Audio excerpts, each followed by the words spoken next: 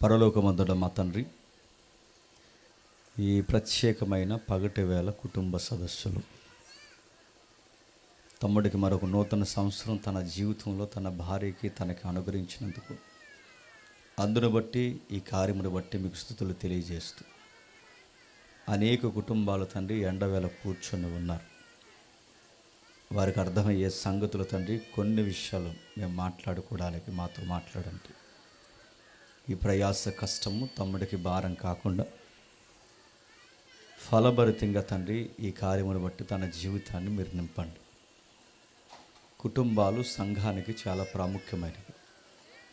ఆ కుటుంబ వ్యవస్థ ఎలా ఉండాలో ఎలా ఉండకూడదో మేలుకరమైన కొన్ని సంగతులు నేర్పిస్తారని కోరుతూ క్రీస్తు నామమున ప్రార్థన సమర్పిస్తున్నాము తండ్రి.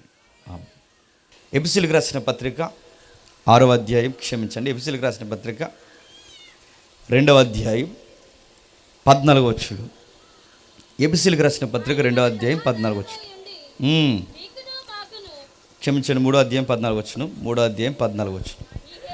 ఈ హేతువు చేత పరలోకమందును భూమి మీద ఉన్న ప్రతి కుటుంబము ఏ తండ్రిని బట్టి కుటుంబం అని పిలువబడుచున్నదో ఆ తండ్రి ఎదుట నేను మోకాళ్ళుని, మీరు అంతరంగ పురుషుని యందు శక్తి కలిగి ఆయన ఆత్మ వలన బలపరచబడినట్లుగా క్రీస్తు మీ హృదయాలలో విశ్వాసము ద్వారా నివసించినట్లుగాను తన మహిమైశ్వర్యము చొప్పున మీకు దయచేయవలనని మీరు దేవుని సంపూర్ణత యందు పూర్ణనగులట్లుగా ప్రేమయందు వేరుపారి స్థిరపడి సమస్త పరిస్థితులతో కూడా దాని వెడల్పు, పొడుగు, ఎత్తు ఎంతో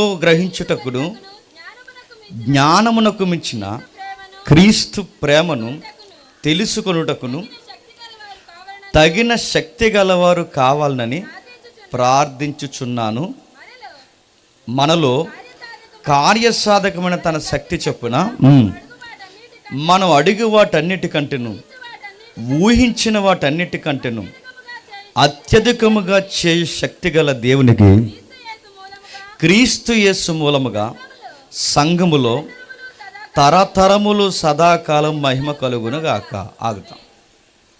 పౌలు గారు తన పత్రికలు రాస్తున్నప్పుడు విశ్వాసుల్ని మోటివేషన్ చేయడానికి, అంటే ఒక భక్తుడు ఆత్మీయంగా ఎలా ఎదగాలి, దేవుని ప్రేమను ఎలా అనుభవించాలి, దేవుని యొక్క ఆయన మనసును ఎలా తెలుసుకోవాలి, ఆయన చిత్తం ఏంటి, ఆయన ప్రేమ ఏంటి, ఆ ఎత్తు, పొడవు, మహిమైశ్వర్యం ఒక్కటేంటి, దేవుని యొక్క హృదయ లోతుల్లో ఆయన చిత్తం ఎంతగా గూడు కట్టుకుని తెలియాలి అంటే ఆ తెలియచేయడానికి మొట్టమొదటిగా ఒక పదం వాడాడు, ఫ్యామిలీ అన్నాడు. ఏంటట? ఫ్యామిలీ. అంటే కుటుంబం అంటే ఏంటో మనకు బ్రైట్గా అర్థం కావాలి అంటే దేవుడు అర్థం అవ్వాలి. దేవుడు అంటే మనకు ఇంకా బాగా అర్థం కావాలంటే ఫ్యామిలీలో కొన్ని అసమానతలు మనం ఫేస్ చేయాలి. కుటుంబంలో భాగమేనంటే కుటుంబ విషయాలు కొన్ని తెలిస్తేనే దేవుడు మనల్ని ఎంత ప్రేమిస్తున్నాడో మనకు అర్థమవుతుంది. దేవుడు మనల్ని ఎంత భారంగా చూస్తున్నాడో మనకు తెలిస్తేనే మన బరువేంటో మనకు అర్థమవుతుంది. గుర్తుపెట్టుకోండి. అందుకే కుటుంబానికి దేవుని చిత్తానికి పెనవేసి మాట్లాడుతున్నాడు. ఈ హేతువు చేత పరలోకమందును భూమి మీదను ప్రతి కుటుంబము ఏ తండ్రిని బట్టి కుటుంబం అని పిలువబడుతుంది. ఇప్పుడు చెప్పండి, ఒక కుటుంబాన్ని కుటుంబం అని పిలవాలంటే దానికి స్కేల్ ఏంటంట చెప్పాలి. ఇది ఫ్యామిలీ అని చెప్పాలి అంటే, వీళ్ళ కుటుంబం అని చెప్పాలంటే దాన్ని ఏ కొలతతో కొలవాలట? ఏ దేవుణ్ణి బట్టి. అంటే ఇది కుటుంబం అని డిక్లేర్ చేయాలంటే ఈ కుటుంబంలో ఖచ్చితంగా ఎవరి చిత్తం నెరవేరిస్తే ఫ్యామిలీ అవుద్దట? అది. అంటే ఇది ఫ్యామిలీ అని చెప్తే పెళ్లి చేసుకున్న ప్రతి ఒక్కరు ఫ్యామిలీ లెక్కల్లోకి రారు. నేను మళ్ళీ చెప్తున్నాను, పిల్లల్ని కనేసినంత మాత్రాన ఫ్యామిలీ లెక్కల్లోకి రారు. బయట రకరకాల పెళ్ళిళ్ళు జరుగుతున్నాయి, గుడుల్లో గోపురాల్లో లేచిపోయి రకరకాల పెళ్ళి, ఇవన్నీ పెళ్ళిళ్ళు అవ్వవు, ఇవి కుటుంబాలు అనిపించుకోవు. ఇది ఫ్యామిలీ అనడానికి ఇరువురిని సంధి చేసేది ఒకటి ఉంటుందట. ఆ సంధి చేసేది పరలోకమందున్న తండ్రి. ఆ తండ్రి యొక్క నేపథ్యం, ఆ తండ్రి యొక్క సాదృశ్యం, ఆ తండ్రి యొక్క ఇమేజ్ ఫ్యామిలీలో ఎక్స్పోజ్ అవ్వాలంట. ఇది లేదు భార్య భర్తల మధ్య. నేను ఫేస్బుక్లో ఒక వీడియో చూశాను, చాలా నవ్వు వచ్చింది, నాకు గుర్తొచ్చినప్పుడల్లా నవ్వుకుంటాను. అందులో ఒక వీడియో ఏంటంటే, అది మరి ఏదో ఫారెన్ వీడియో అనుకుంటాను, అది డాక్యుమెంటరీ వీడియో. దాన్ని కట్ చేసి పెట్టారు. అందులో ఒక రౌడీ ఆ పురుషుని బెదిరిస్తుంటాడు. రౌడీ ఆ హీరోని అంటాడు, ఏమని అంటాడంటే, మేము చెప్పినట్టుగా నువ్వు వినకపోతే నీ భార్యని చంపేస్తాం, దగ్గర రాకు అన్నాడు. అక్కడ కూర్చొని అంటాడు, చంపే ఇంకో దాన్ని చేసుకుంటా అన్నాడు. నాకు చాలా నవ్వు వచ్చింది. నేను అడుగుతున్నాడు, ఆడు చూడండి, ఆడు బెదిరిస్తున్నాడు రౌడీగాడు.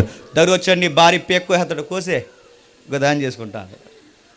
అంత ఈజీగా మళ్ళీ చెప్తున్నాను, చంపే పో అనేంత ఈజీ కాదు ఫ్యామిలీ అంటే. ఫ్యామిలీని డీల్ చేయడం రావాలంటే రావాలి.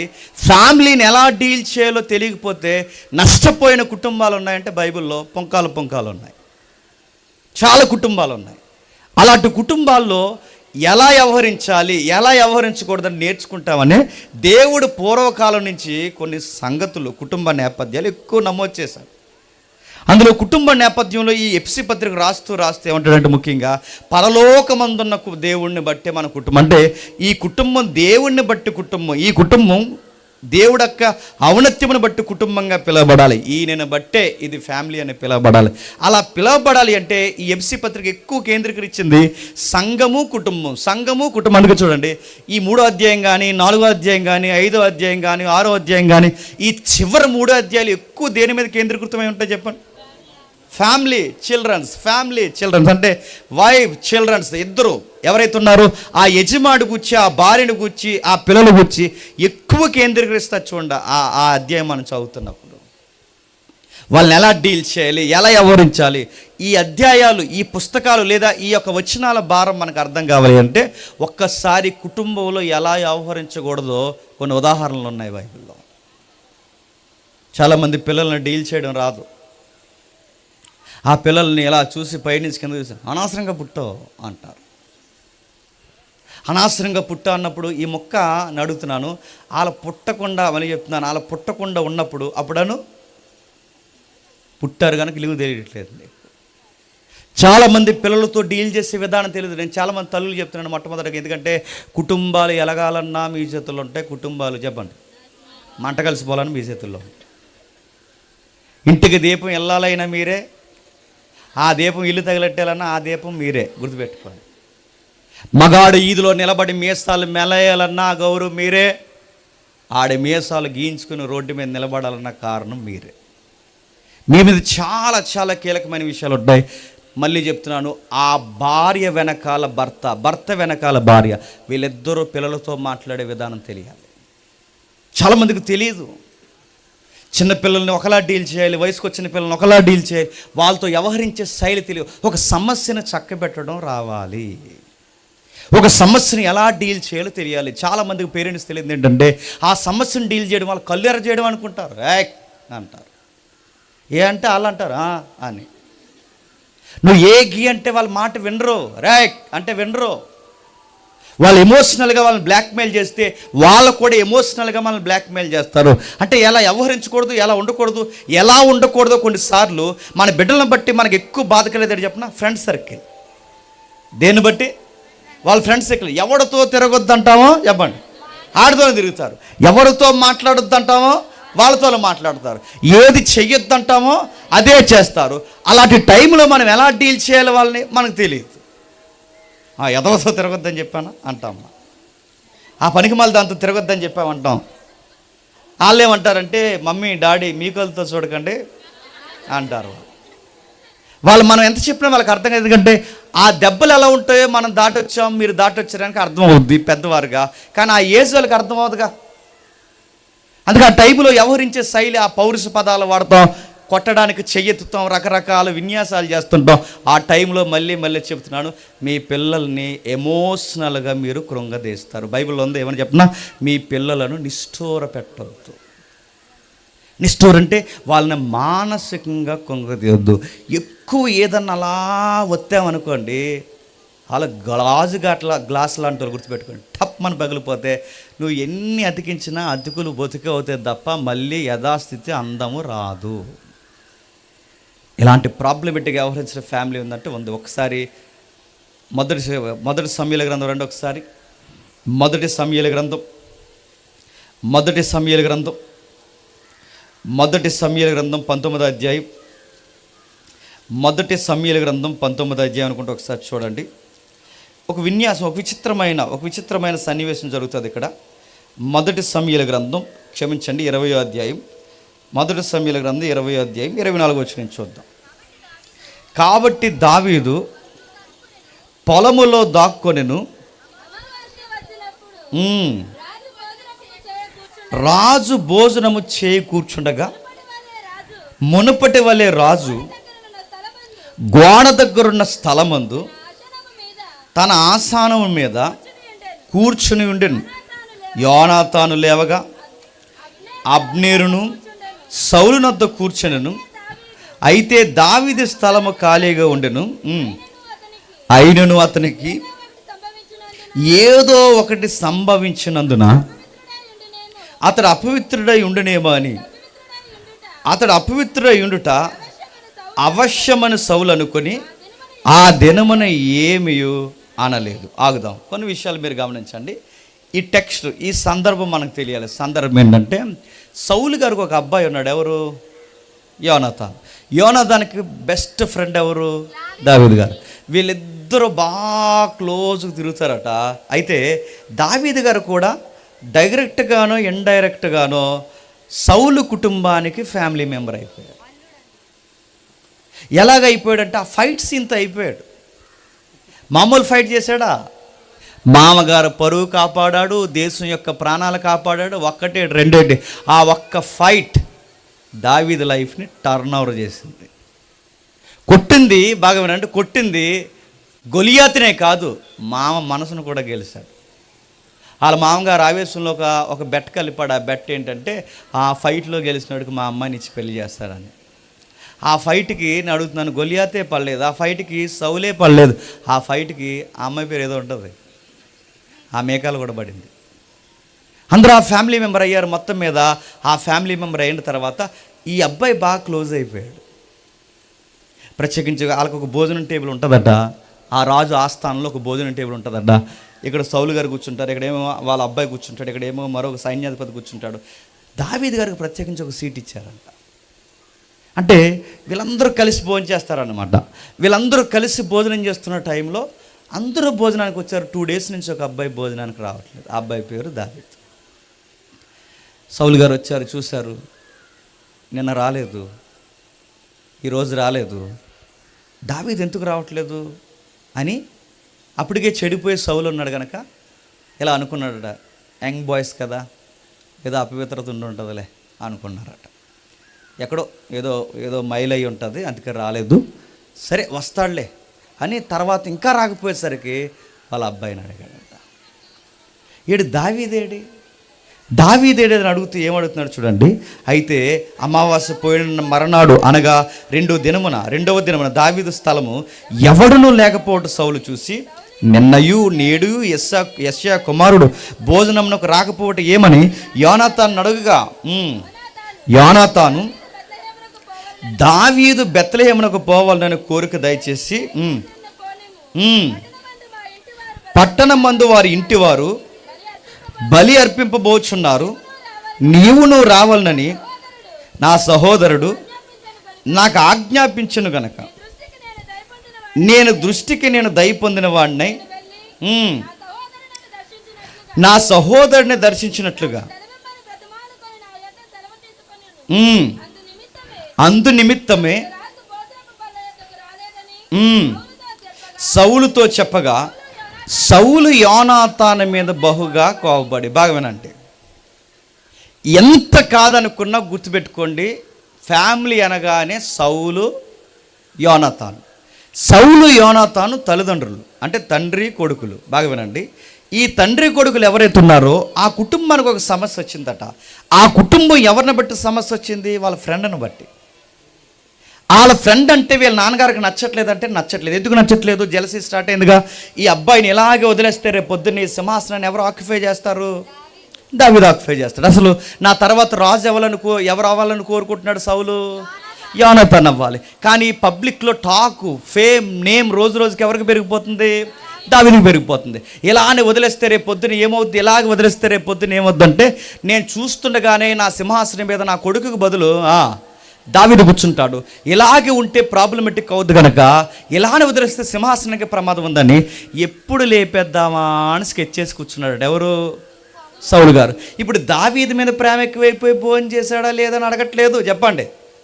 అవసరమైతే ఆ భోజనంలో కూడా విషం పెట్టడానికి మనిషి రకరకాల ప్లానింగ్లో ఉన్నాడు. ఎవరు? సౌలు గారు. ఎప్పుడు లేపేద్దామా, ఎక్కడ దొరుకుతాడు, ఎక్కడ కూర్చుంటున్నాడు, ఎక్కడ తిరుగుతున్నాడు, మొత్తం తన టైం ట్రావెల్ అంతా ఎప్పటికప్పుడు ఎవరు వాకప్ చేస్తున్నారు చెప్పండి? ఎందుకు తీసేయాలి? ఇలానే వదిలేస్తే మనిషి రేపు పొద్దున్న మన సింహాసనానికి ప్రమాదమై ఉన్నాడు, ఎలాగైనా తీసేస్తానన్న సంగతి ఆయన గుండెల్లో గూడు కట్టుకుని ఎన్నోసార్లు ఇతని మీద పగబెట్టి రకరకాల ప్రయత్నాలు చేస్తున్నారు. సరిగ్గా టైంలో విషయం అర్థం అవ్వాల్సిన వ్యక్తికి అర్థమైంది. ఎవరికి? దావీదు గారికి అర్థమైంది. ఆ విషయం అర్థమైన తర్వాత ఆయన లంచ్కి వెళ్ళడం మానేశాడు, డిన్నర్కి వెళ్ళడం మానేశాడు, టిఫిన్కి వెళ్ళడం మానేశాడు. అసలు వాళ్ళ ఫ్యామిలీతో కమ్యూనికేషన్ తగ్గించేశాడు. ఎవరు? దావీదు గారు. ఎప్పుడు గుర్తుపెట్టుకోండి, మనల్ని చూసి ఏడ్చే వాళ్ళు కొంచెం దూరంగా ఉండాలి. ఏడుతున్నారు కదా ఇంకా దగ్గర తిరుగుతూ ఉడుకుమోతోలు ఏదన్నా చేస్తారు. నేను మళ్ళీ చెప్తున్నాను, పెద్దోళ్ళు ఊరికే చెప్పరు, వాళ్ళ ముందు ఆ బట్టలు వేసుకోకరా అని చెప్తారు. నిజమే, చేతపడగల వాళ్ళ ముందు వేసుకోకు. కొన్నిసార్లు నిజంగానే చెప్తారు, వాళ్ళ ముందు వద్దురంటే వాళ్ళు ఏం చేశారు, కాకపోతే ఆ ఉడుకుమోతతనంలో ఏదో ఒక పన్నాగాలు పన్నుతారు. వాళ్ళ ముందు కొంచెం మంచిగా కనబడకు. నిజమే, అలా కనబడితే వాళ్ళు ఏదో ఒక తప్పుడు నిర్ణయాలతో ఏదో ప్లాన్ చేస్తారు. దావీదు గారికి ఇలాంటి పాయింట్ స్ట్రైక్ అయింది. ఏమంటే స్ట్రైక్ అయిందంటే, వీళ్ళ ముందు ఎక్కువ ఉండడం మంచిది కాదు. శత్రువుకి కోపం తగ్గాలంటే పెద్దలు చెప్పే సూత్రం, కొన్ని రోజులు అలా కనబడకూడదట. ఏం చేయకూడదు? కనబడకూడదు. మన మాట వినబడదు. కొన్ని రోజులు కనబడకూడదు. ఎందుకంటే ఈ రోజు ఉన్న కోపం రేపు ఉండదు, రేపు ఉన్నంత కోపం ఎల్లుండి ఉండదు, ఎల్లుండినంత కోపం తర్వాత ఉండదు. కోపం తగ్గాలంటే సూత్రం ఒకటే, చెప్పండి, డిస్టెన్స్ మెయింటైన్ చేయడమే. ఎప్పుడైతే దూరంగా ఉన్నామో కోపాలు తగ్గి మళ్ళీ ఆలోచనలు పడతారు. ఆ మెథడ్ బహుశా దావీదు తీసుకున్నాడేమో. ఆ దావీదు గారు ఆ మెథడ్ తీసుకుని ఆయన లంచ్కి వెళ్ళడం, డిన్నర్కి వెళ్ళడం మానేశాడు. సరిగ్గా ఎందుకు రావట్లేదని అడిగినప్పుడు వాళ్ళ అబ్బాయి చెప్పాడట, యోనాతాను, డాడీ వాళ్ళ సొంత ఊరు వెళ్తానన్నాడు. చాలా కాలం అయిపోయిందిగా. ఆ ఫైట్ తర్వాత పెద్దగా వెళ్ళడం తగ్గించేశాడు. అందుకు వాళ్ళ పేరెంట్స్ని చూడాలనుకున్నాడు, వాళ్ళ సహోదరుల్ని చూడడానికి వెళ్తున్నాడు డాడీ అని చెప్తే, మరి ఎవడరా పర్మిషన్ ఇచ్చిందని అడక్క ముందే యోనాతాన్ అన్నాడు, నేనే పర్మిషన్ ఇచ్చాను, లీవ్స్ ఇచ్చాను. ఎందుకంటే ఆస్థానంలో పనిచేస్తున్నాడుగా, గవర్నమెంట్ తరఫున నేనే లీవ్స్ ఇచ్చాను అనగానే ఈ సమస్యను ఎలా డీల్ చేయాలండి? ఇంటికి తండ్రిగా సమస్యను ఎలా డీల్ చేయాలి చెప్పండి? మేమకే చెప్తున్నాను, పెద్దవాళ్ళు చాలామంది కనబడుతున్నారు. ఆ సమస్యను ఎలా డీల్ చేయాలి? రే జాగ్రత్తరా, ఇదిగో ఇలా ఉంది పరిస్థితి, పబ్లిక్లో రోజు రోజుకి అబ్బాయికి పేరు పెరుగుతుంది, నా ఆలోచన ఇలా ఉంది, నువ్వు రాజు అవ్వాలి, ఈ అబ్బాయి ఎలా ఉంటే ఇబ్బంది ప్రాబ్లం అవుద్ది, నేను ఎలాగైనా సరే నేను రాజుని చేయాలని నేను చూస్తున్నానని కొడుక్కి అర్థమయ్యేలా చెప్పుకోవాలి కదండి. పోనీ అది మంచో చెడో మొత్తం మీద కొడుకుతో ఒక శాంతంగా డిస్కషన్ చేయాలిగా. నీ మీద నాకు ఇలాంటి హోప్స్ ఉన్నాయి, నువ్వు ఎదగాలి, లైఫ్లో సక్సెస్ అవ్వాలనుకుంటున్నాను, దానికి ఈ అబ్బాయి అడ్డొచ్చేలా ఉన్నాడు, ఆ అబ్బాయి అడ్డుండకూడదని కూడా అంత స్వార్థం నాకు వస్తుంది. ఎందుకంటే నీ మీద ఉన్న ప్రేమ ఆ అబ్బాయినే తీసేయాలన్నంత పగ ఎక్కువైపోయింది. తల్లిదండ్రులకి ఈ స్వార్థపూరితమైన ప్రేమ ఉంటుంది. ఎందుకుంటుంది? మన పిల్లలే బాగుండాలి, మన పిల్లలు ముక్కులే అందంగా ఉండాలి, ఉండదా? అందుకే చూడండి, కాకి పిల్ల చెప్పండి, మీరు ఎవరి పిల్లల కోసం అని పొగుడుతారు లేదు, కానీ మీ పిల్లల కోసం అడగమంటే మా చెవి ఈటెక్కిపోయేలా చెప్తారు. మీరు చెప్పరా? ఖచ్చితంగా చెప్తారు. అందుకే తన బిడ్డ మీద ఉన్న ప్రేమ, మంచి వ్యక్తి అయిన దావీదును కూడా చూడండి మట్టు పెట్టాలని అనుకుంటున్నాడంటే అది మంచిదా చెడ్డదా విషయం సెకండరీ, వదిలేయండి. మంచిదా చెడ్డదా తర్వాత విషయం. కానీ తన కొడుకే సింహాసనం ఎక్కాలని కోరుకుంటున్నాడుగా. తండ్రిగా తన ప్రేమలో స్వార్థం ఉన్న, ఆ స్వార్థం దేవుని చిత్తానికి వ్యతిరేకమైన ఆ యొక్క ప్రేమను ఎక్స్పోజ్ చేయాల్సిన ఆ సౌలు గారు ఏమన్నాడంటే, నిన్నెవడమ్మన్నాడు రా సెలవు అని ఈ మాట నేను అనకూడదు, నువ్వు కొడకవరా నువ్వు అన్నాడట. అంటే ఏంటని అడగకండి, నా కొడక అన్నాడట.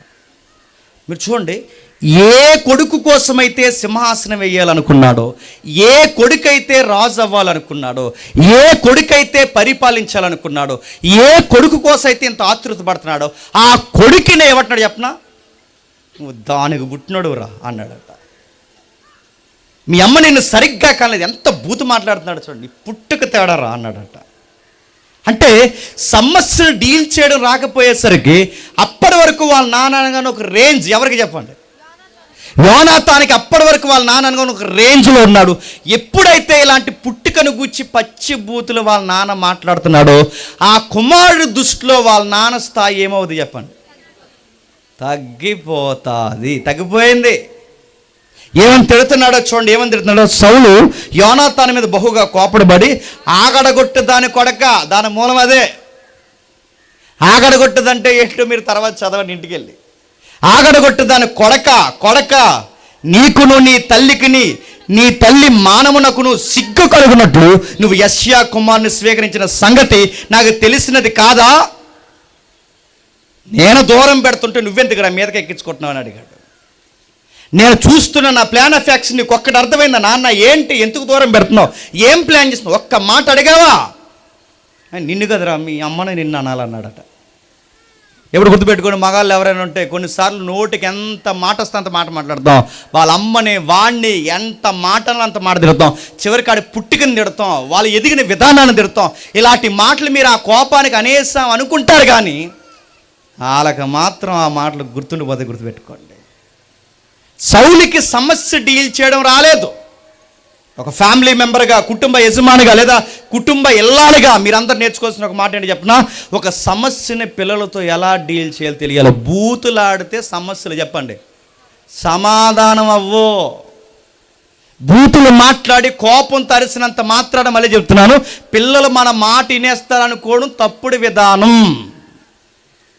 ఇష్టానుసారంగా వాళ్ళ మీద కేకలేసి చేతులెత్తేసి నువ్వు అలాంటి దానివి, నువ్వు ఇలాంటోడివి, ఇలాగని మాట్లాడితే నువ్వేదో మా అమ్మకి నేను భయపడిపోవాలి, మా నాన్నకి అనుకోరు. మా మమ్మీ చాలా తేడా అనుకుంటారు, మా డాడీ చాలా తేడా అనుకుంటారు, ఈ యాంగిల్ కూడా ఉంది, ఈ పిశాసి మొఖాలకు అనుకుంటారు. వాళ్ళు ఖచ్చితంగా నేను చెప్తాను, ఒక తెలియని ఒక క్యారెక్టర్ మన కొరకు వాళ్ళ లైఫ్లో చెప్పండి డిజైన్ చేసుకుంటారు. ఇష్టానుసారంగా తిడుతుంటారు, రకరకాల మాటలు తిడుతుంటారు. పిల్లల్ని అడుగుతున్నాను, తిట్టే ఏజ్ ఉంటుంది కొంత మెచ్యూరిటీ వచ్చిన తర్వాత, కానీ చిన్నప్పటి నుంచే వాళ్ళ పసికందుగా లేత వయసులో ఉన్నప్పుడు ఇలాంటి మాటలు తిట్టారు అనుకోండి, వాళ్ళని ఖచ్చితంగా వాళ్ళని కృంగదీయడమే కాదు చెప్పండి, మీ కుటుంబాన్ని కూడా పాడు చేస్తారు. ఇలా తిట్టడం వలన నేను చెప్తున్నాను, వాళ్ళ నాన్న మీద ప్రేమ పెరిగిందా, ఇంకా దావీదు మీద ప్రేమ ఎక్కువైపోయిందా చెప్పండి. ఆడితో తిరక్కు అంటే ఇంకా తిరిగేస్తారు. మళ్ళీ చెప్తున్నాను, వాళ్ళతో మాట్లాడుకంటే ఇంకా మాట్లాడతారు. కానీ ఎందుకు మాట్లాడకూడదు వివరణ ఇవ్వాలి వాళ్ళకి. వాళ్ళతో ఎందుకు తిరగకూడదు వివరణ ఇవ్వాలి. తిరగొద్దానా అనకూడదు, నువ్వు కోనసీమలో సాగదీసినట్టు వద్దన్నా అనకూడదు, గుర్తుపెట్టుకో. తిరగొద్దన్నా ఇలా కాదు, మరి చెప్తున్నాను, ఎందుకు తిరగొద్దు, ఎందుకు మాట్లాడకూడదు, నష్టాలు ఏంటి, దానివల్ల ఎదురయ్యే సమస్యలు ఏంటి, ఆ క్రైసిస్ ఏంటో నువ్వు ఎక్స్ప్లెనేషన్ ఇవ్వాలి. దీనివల్ల నీ ఫ్యూచర్కి ఎంత ప్రాబ్లం అవుద్ది, వాళ్ళతో నీకు స్నేహాలు ఏంటని వాళ్ళకి అర్థమయ్యేలా చక్కగా చెప్తే వింటారు. కానీ చెప్పేలా చెప్పరు. మళ్ళీ చెప్తున్నాను, కుటుంబంలో తలకాయల జాగ్రత్త, వాళ్ళకి అర్థమయ్యేలా చెప్పండి. అప్పుడు అడుగుతున్నాడు కిందకి ఏమంటున్నాడు చూడండి, యెష్యా కుమారుడు భూమి మీద బ్రతుకున్నంత కాలము నీకైనా నీ రాజ్యంకైనా స్థిరము కలగదు, కాబట్టి నీ వర్తమానం పంపి అతను నా దగ్గరికి రప్పించుము, నిజముగా అతడు మరణానికి అర్హుడని చెప్పిన అంతడు యోనాతాను అతడు ఎందుకు మరణ శిక్షణ అందవలను. చూసారా, చివరికి నాన్ని తిరగేసి అడిగించుకునే పరిస్థితి ఎవరు తెచ్చుకున్నారు చెప్పండి. అది గుర్తుపెట్టుకోండి. మీరు తిట్టేస్తున్నారు అనుకోండి, ఒక మాట అంటారు సైలెంట్గా ఎలా తుడుచుకుని ఏమంటారు చెప్పిన, నేనేమన్నానని ఇప్పుడు అంత మాట అనేసో అంటారు. సత్యం ఇంకా మాటకు గుర్తుపెట్టుకో. మన కోసం మనం ఎక్స్ప్లెనేషన్ ఇచ్చామంటే ఇది రైట్ అనిపించాలి వాళ్ళకి, ఎస్ ఇది నిజం అనిపించాలి. అలా అనిపించకుండా వాళ్ళు తిరగేసి మనల్ని ఎందుకు అని మనల్ని అడుగుతున్నారు అనుకోండి, మన వివరణ కాదు అక్కడ చెప్పండి, వాళ్ళని బాధకు ఎక్కువ గురి చేస్తున్నాం మనం. అందుకే కిందకి అంటున్నాడు చూడండి, యోనాతాను అతడు ఎందుకు మరణ శిక్షణ అందవలను, అతడు ఏమి చేసిన సౌలుని అడగగా సౌలు చూసారా వాళ్ళ అబ్బాయి ఏమడిగాడండి, వాళ్ళ అబ్బాయి ఏమడిగాడు, ఎందుకు ఆ ఫ్రెండ్ మీద మీరు అంత అసూయ పడిపోతున్నారు, ఎందుకు మీరు అంత ఇబ్బంది పడిపోతున్నారు, చచ్చిపోవడానికి సెలవిచ్చిన వాడిని మళ్ళీ మీరు వెనక్కి రమ్మంటున్నారంటే మీకు అంత పగ దావీదు మీద ఎందుకు వచ్చిందా, అతను చావడానికి కారణం ఏంటంటే ఇప్పుడు ఆ అబ్బాయి అడిగిన క్వశ్చన్కి వీళ్ళ నాన్నగారి దగ్గర ఆన్సర్ ఉందా, చంపేయాలనుకున్నాడు. ఎవరిని చెప్పండి, దావీదుని కాదు, ఎవరిని చెప్పండి, సరిగ్గా చదవండి. యోనాతాన్ని ఇప్పటివరకు ఎవరిని చంపాలనుకుంటే చెప్పండి. దావీదుని ఇప్పుడు ఎవరిని చంపాలనుకుంటే చెప్పండి. అసలు ఈ గొడవంతా ఎవరి కోసం చెప్పండి. సింహాసనం ఎవరు ఎక్కాలని కోరుకుంటున్నాడు చెప్పండి. ఏ కొడుకు కోసమైతే ఇంత గొడవ పెట్టుకుంటున్నాడో, ఏ కొడుకు కోసమైతే ఇంత ఆలోచిస్తున్నాడో, ఏ కొడుకు కోసమైతే ఇంత తపన పడుతున్నాడో, ఇప్పుడు కోపంలో ఎవరిని చంపాలనుకుంటున్నాడు చెప్పండి. సమస్యను డీల్ చేయడం రాకపోతే పాము కనిన పిల్లలను తిన్నట్టే చెప్పండి. మీ సమస్యని మీరు ఫ్యామిలీలో డీల్ చేయడం రాకపోతే మీ పిల్లల్ని మీ చేత్తోనే పాడు చేస్తారు, మీ పిల్లలు మీ చేత్తోనే చెప్పండి చంపేస్తారంటే చంపేస్తారు. చంపేశారు కాకినాడలో ఒక ఆయన, ఓఎన్జీసీ ఎంప్లాయ్. సర్పవరం పోలీస్ స్టేషన్లో జరిగిన నమోదైన కేసు ఇది. చంపేశాడంటే చంపేశాడు. ఈ పోటీ ప్రపంచంలో తోటి విద్యార్థులతో నా పిల్లలు కలిసి చదవలేకపోతున్నారు, నా పిల్లలు చదువులు వెనకబడ్డారని తెలిసి ఆ ఓఎన్జీసీ ఎంప్లాయ్, ఆవిడ కూడా ఎంప్లాయ్, తన భార్య కూడా ఎంప్లాయ్, వీళ్ళిద్దరికి గ్రాస్ చాలా గొప్ప శాలరీ వస్తుంది. వాళ్ళకి మంచి శాలరీ ఉన్నా కానీ వాళ్ళ భవిష్యత్తు నా బిడ్డలకి సరిగ్గా ఉంటుంది లేదని, సరిగ్గా చదవట్లేదని ఇద్దరు మగపిల్లలను, వయసుకు వచ్చిన మగపిల్లలను, అంటే నాకు తెలిసి 7-6 సంవత్సరాలు లేదా 7-5 సంవత్సరాలు ఇద్దరు పిల్లలకుంటే తండ్రే దగ్గరుండి వాళ్ళ ఆవిడికి ఇలాంటి ఫంక్షన్కి వస్తే 5 మినిట్స్లో వస్తాను బిడ్డలకు ఐస్ క్రీమ్ కొంటాను ఏదో చెప్పి మొత్తం మీద తీసుకుని వచ్చాడు. ఎవరికీ చెప్పకుండా ఇంటికి తీసుకుని వచ్చి తన భార్య అక్కడ ఫంక్షన్లో ఉండగా ఈ ఇద్దరు పిల్లలు ఇంట్లోకి తీసుకొచ్చి డోర్ లాక్ చేసి ఇటు బకెట్ నిండా నీళ్ళు పెట్టి ఇద్దరు పిల్లల తలకాయలు ఆ బకెట్లో ముంచి తండ్రి చంపేశాడు. చివరికి తాను చంపేయడమే కాదు, తాను కూడా ఊరే చచ్చిపోయాడు. చనిపోయే ముందు ఒక సూసైడ్ లెటర్ రాశాడు. ఎందుకు రాశాడంటే, నా పిల్లలకి ఎంతో లక్షలు పోసి నేను ఫీజులు కడుతున్నాను, ఎంతో డబ్బు పోసి ఫీజులు కడుతున్నాను, వీళ్ళు సరిగ్గా చదవట్లేదు, అందుకే వీళ్ళు చదవకపోతే రేపు పొద్దున వీళ్ళ భవిష్యత్తు ఏమవుతుందని నాకు భయం వేస్తుంది. అందుకే ఈ ప్రపంచంతో నా పిల్లలు పోటీ పడలేరు కనుక నా పిల్లలు నేను కలిసి చచ్చిపోయారు. పెంచాల్సిన తండ్రి సమస్యను డీల్ చేయడం రాక ఏం చేశాడు చెప్పండి, పిల్లల్ని చంపేశారు. ఇదే కేసు మనకి సౌలు కూడా చేస్తున్నాడు. సౌలు ఇసిరేసినట్టు అది తప్పిపోయింది కానీ గుర్తుపెట్టుకోండి, ఆ ఈటితో పొడవలని ఈటి ఇసిరాడు, ఈటి తప్పిపోయింది, లేకపోతే ఏమవుతుంది చెప్పండి. ఖచ్చితంగా ఏమవుతుంది తెలుసా, యోనాతాను కూడా చంపేస్తాడు. అంటే ఒక సమస్యను డీల్ చేయడం రావాలి. రెండవది భర్త చేసిన, మరి చెప్తున్నాను, ఓ కుటుంబంలో భర్త చేసిన పని ఇది. మరి భార్య ఏం చేసిందో చూస్తారా? ఒక్కసారి ఆదికాండం రండి, ఒక్కసారి ఆదికాండము త్వరగా ఆదికాండము 27వ అధ్యాయం, ఆదికాండం 27వ అధ్యాయం మొదలు వచనం.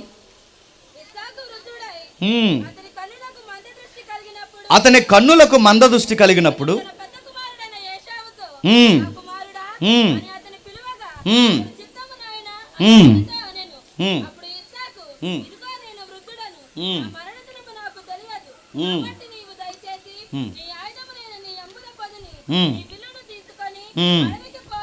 ఆగుదాం. మనకు తెలిసింది ఈ సందర్భంలో ఉన్న విషయాలు ఏంటో మనకు తెలుసు. ఇది ఒక ఉమ్మడి కుటుంబం. ఆ ఉమ్మడి కుటుంబం నడుస్తున్నప్పుడు ఆ కుటుంబంలో 2 పార్టీలు ఉన్నాయంట. ఒకటి తల్లి పార్టీ, 2 తండ్రి పార్టీ. తల్లి పార్టీ ఎవరు? చిన్నోడు. తండ్రి పార్టీ ఎవరు? పెద్దోడు. వాళ్ళిద్దరు ఒక పార్టీ కనుకే వాళ్ళ నాన్నగారు చనిపోతున్నప్పుడు ఆ ఇష్టాలన్నీ ఎవరితో మాట్లాడుతున్నాడు? పెద్దోడితోనే మాట్లాడుతున్నాడు. ఏమని మాట్లాడుతున్నాడు? నాకు నచ్చిన కూర ఒకటి తినాలని ఉందరా, కొంచెం నాకు ఆ కర్రీ నువ్వు తెచ్చావంటే, ఆ యాట మాంసం తెచ్చావంటే నేను ఏం చేస్తానంటే నెక్స్ట్ ప్రాపర్టీ పేర్లన్నీ, నామినీ నేములన్నీ నీయే పెట్టేస్తా అన్నాడు. కొంతమంది పెద్దోళ్ళు ఉంటారండి, చచ్చిపోతామన్న బాధ కన్నా గోంగూర మటన్ తినేసి చచ్చిపోవాలనుకున్నారట. మరి కాటికి కాళ్ళు చేస్తున్నప్పుడు కూడా ఇలా కోరికలు, ఏం కావాలి పెద్దమ్మంటే, ఆ కూర తిని చచ్చిపోతాను బాగుందండి. నేను చచ్చిపోయే భయం లేదు నీకు. ఇస్సాక్ గారు అలాంటి నేను అంటలేదు, కానీ ఇస్సాక్ గారు ఫ్లేవర్ కోరుకుంటున్నాడు. చూడండి, ఏ ఫ్లేవర్ కోరుకుంటున్నాడు అంటే, ఒక మంచి ఫుడ్ కావాలని పెద్దోడితో డిస్కషన్ చేస్తున్నాడు. ఏ విషయాలు, ఎలాంటి విషయాలు డిస్కషన్ చేస్తున్నాడు అంటే, వాళ్ళ నాన్నగారు ప్రాపర్టీ అంటే అబ్రహాము, ఇస్సాకు, తర్వాత నీ పేరే యాసావు అన్నాడు. అబ్రహాము, ఇస్సాకు, యాసావు నీ పేరు పెడతాను రా, నీ పేరు నేను పెట్టాలనుకుంటున్నాను. అయితే ఆ పేరు పెట్టాలంటే ఒక షరతు ఉంది, నువ్వు వెళ్ళి ఫుడ్ తీసుకురా. ఆ ఫుడ్ తీసుకురాని విషయం ఎప్పుడైతే ఈ పెద్దోడితో ఎప్పుడైతే మాట్లాడుతున్నారో వెనకాల ఉండి ఇవిడంటుంది. ఎవరు? అలా వినొచ్చా? మిమ్మల్ని అడుగుతున్నాను, భర్త మాట్లాడుతున్న విషయాలు అలా రహస్యంగా వినొచ్చా? పోనీ విన్నదానివి విన్న మాటలు మళ్ళీ ఎవరికి చెప్పాలి? భర్తకే చెప్పాలి. ఏంటండి ఆ మాటలు అలా చెప్తున్నారు ఏంటి అని ఆయనకే చెప్పాలిగా. ఆవిడ ఆయనకి చెప్పలేదు, మరి ఎవరికి చెప్తుంది? ఇలా రారా అందంట. ఏ మమ్మీ అని వచ్చాడు. ఈ అబ్బాయి ఎక్కడికి వెళ్ళి ఇంట్లో ఉంటాడు. యా మమ్మీ అని వచ్చాడు. వస్తే నీకు విషయం చెప్పినా, మీ నాన్నగారు ప్రాపర్టీ అంతా ఎవరికి ఇచ్చేస్తా అంటున్నారంటే మీ అన్నయ్యకి ఇచ్చేస్తా అంటున్నాడు. ఇలాగైతే ఎట్టారా, రేపు పొద్దున్న నువ్వు ఎలా బతుకుతావురా, అందుకని నువ్వేం చేస్తాను నీకు ఐడియా ఇస్తున్నాను. ఐడియా ఏంటంటే మీకు అంత స్టోరీ తెలుసు, మీ అన్ని ప్లేస్లోకి నువ్వురా, మీ అన్ని ప్లేస్లో నువ్వు మాట్లాడు, మీ అన్నయ్య అని నమ్మబలకు ఇవన్నీ చెప్పేసింది. మొత్తం మీద భర్తకి ఏవైతే చెప్పకూడదో అవన్నీ అబద్ధాలు ఆడించి చెప్పండి కొడుకుతో చేస్తుంది. కొంతమంది తల్లులు ఎలా చెప్తారంటే ఎలా చెప్తారు చెప్పనా, పిల్లలు డబ్బులు డాడీలను అడగరు, ఎక్కువ ఎవరిని అడుగుతారు చెప్పండి? మమ్మీలను అడుగుతారు. అప్పుడు మమ్మీ ఏం చేయాలి? డాడీని అడగరా అనాలి. అడగరు, అలా అనరు. నాన్న అడగరా డబ్బులు అని అనరు. ఏమంటారు చెప్పనా, నా దగ్గర లేవు, మీ నాన్న ఇవ్వలేదు అంటారు. అక్కడ తాగాలి కదండి, అలా అనరు. అప్పుడు ఏమంటారంటే ఆడికి తెలుసు చిట్టకాల బిస్కెట్లు మనకి ఎలాగేయాలో, అందుకే మమ్మీ గడ్డం పట్టుకుంటారు, మమ్మీ బొగ్గలు పట్టుకుంటారు. అలా కాదే నాకు 500 కావాలి అలాగే ఇలాగని అడిగినప్పుడు అని అప్పుడు అంటుంది, అక్కడ ఎడతాడు అందంట. ఎక్కడ? ఆ బీరువాలు అక్కడ ఎడతాడు. ఎక్కడంటే అదిగో అక్కడ ఎడతాడు. అన్నీ తీసేకురోయ్, ఆ మధ్యలోకి అయింది అందంట. మధ్యలో కాయంతం ఎందుకే అని అడిగితే చెప్పాడట, అన్నీ తీస్తే తెలిసిపోద్ది, మధ్యలో కాయంతం తీసానుకో మీ నాన్నకి తెలియదు, నీకెళ్ళి తెలుసు అంటే ఇంక అడక్కు అందంట. నేను అడుగుతున్నాను, ఇలాంటివన్నీ చెప్పే తల్లిదండ్రులు. భర్త బలహీనతలు చెప్పే స్త్రీలు లేరు. జేబులో పెడతాడు, బీరువాలో 3వ జత కింద పెడతాడు. ఇలాంటి ప్రాపర్టీ విషయాలు బిడ్డలకు చెప్పేవాళ్ళు లేరు, ఉన్నారు. ఇలాంటి విషయాలు మాట్లాడే వాళ్ళు ఉన్నారంటే ఖచ్చితంగా ఉన్నారు. ఇలాంటి విషయాలు మాట్లాడకూడదు, గుర్తుపెట్టుకోండి.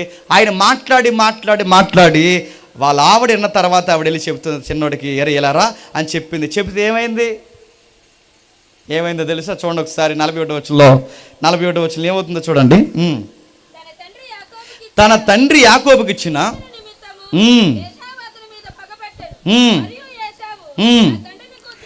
నా తండ్రిని గుర్చిన దుఃఖదినములు సమీపముగా ఉన్నవి, అప్పుడు నా తమ్ముడైన యాకోబుని చంపెదను అనుకుని. ఇప్పుడు చెప్పండి, వాళ్ళ అమ్మగారు నాన్నగారు ఒక సమస్యని డీల్ చేయడం రాకపోయేసరికి ఎవరిని చంపుకునే పరిస్థితిలోకి వచ్చారో చెప్పండి.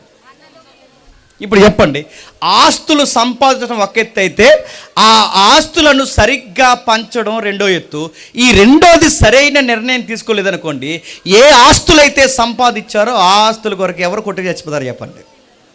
పిల్లలు కొట్టుకు చచ్చిపోతారు. 2 పిల్లలుంటే 2కి ఎలా పంచాలో తెలియాలి. 2 పిల్లలు ఉన్నప్పుడు భార్య భర్తలకు 2 కూర్చొని ఎవరికి ఎంత ఇవ్వాలో తెలియాలి. అలా కాకుండా ఎవరో ఒకరికి స్వార్థం చూపించారనుకోండి, మీరు సంపాదించిన ఆ ఆస్తులే చివరికి వాళ్ళ ప్రాణాలు తీస్తాయి. లేరు అడుగుతున్నాను, అన్నదమ్ములు జనాన్ని నేల కోసం కొట్టుకున్న వాళ్ళు లేరు, ఒకే అమ్మకు పుట్టిన వాళ్ళు గదుల కోసం కొట్టుకున్న వాళ్ళు లేరు, ఒకే తల్లికి పుట్టిన బిడ్డలో అడుగుతున్నాను జనా నేల కోసం 10,000 రూపాయల కోసం కొట్టుకున్న వాళ్ళు లేరు. ఎందుకు? ఆ పెద్దవాళ్ళు సంపాదించడం అయితే సంపాదించారు, కానీ ఎవరికి ఏ పాలు ఎడదీయాలో ఆ చేతగానే పని చేశారు కనుక వాళ్ళు సరిగ్గా విడదీయలేకపోయారు కనుక వాళ్ళు బాగానే పోతారు. తర్వాత కొట్టి తెచ్చేది ఎవరు చెప్పండి? ఈ ఆస్తులు వాళ్ళ ప్రాణాలు తీస్తారు. రోడ్లు ఎక్కుతున్నారు, లింగిలు పైకి కట్టుకుంటున్నారు, రారా నువ్వు ఉండాలి నేను ఉండాలి తెలుసుకుందాం అంటున్నారు. ఇంత గొడవలు ఎందుకు వస్తున్నాయి? పంచాలి, సరిగ్గా పంచాలి. మళ్ళీ చెప్తున్నాను, పాలసీ కట్టిందట, ఆ పాలసీ ఎవరికి కడుతున్నామంటే చిన్నోడికి ఇస్తానతాడు, మరి పెద్దోడు ఏం చేస్తారు? కత్తి నువ్వు ఎత్తాడు, అక్కడ గుర్తెట్టుకో. ఇస్తే 2కి సమానంగా. 1 ఎకరం ఉన్నప్పుడు ఆడికి 1/2 ఎకరం, ఈడికి 1/2 ఎకరం. పెద్దోడు కదా, పెద్దోడికి ఇస్తాను, చిన్నోడు కదా నీకు చివరి సెక్క ఇస్తారంటే ఆ సెక్కలోనే నీకు రెడీ చేస్తాడు, గుర్తుపెట్టుకో. నా మాటలు అర్థమవుతలేదు, అదే నేను అడుగుతున్నాను. ఆస్తులు చిచ్చెడతాయి, ఆస్తులు చంపుకొని తీసుకొస్తాయి. ఇంత ప్రాబ్లం రావడానికి కారణం అని చెప్పిన ఆ తలకాయలు 2 మళ్ళీ చెప్తాను. ఆ పెద్ద తలకాయలు 2. ఆ పెద్ద తలకాయలు ఎవరు తెలుసా? 1 ఇస్సాకు, 2 రెబెక్కమ్మ. ఆయన అలా మాట్లాడడం పెద్ద ఆయనది. ఈ మిస్టేక్ నా పదం అనలేకపోతున్నాను. ఆయన అలాగ పెద్దోడితోనే ఆ విషయాలు డిస్కషన్ చేయడం ఆ కుటుంబంలో మొదటి అడుగు రాంగ్ వేలో పడింది.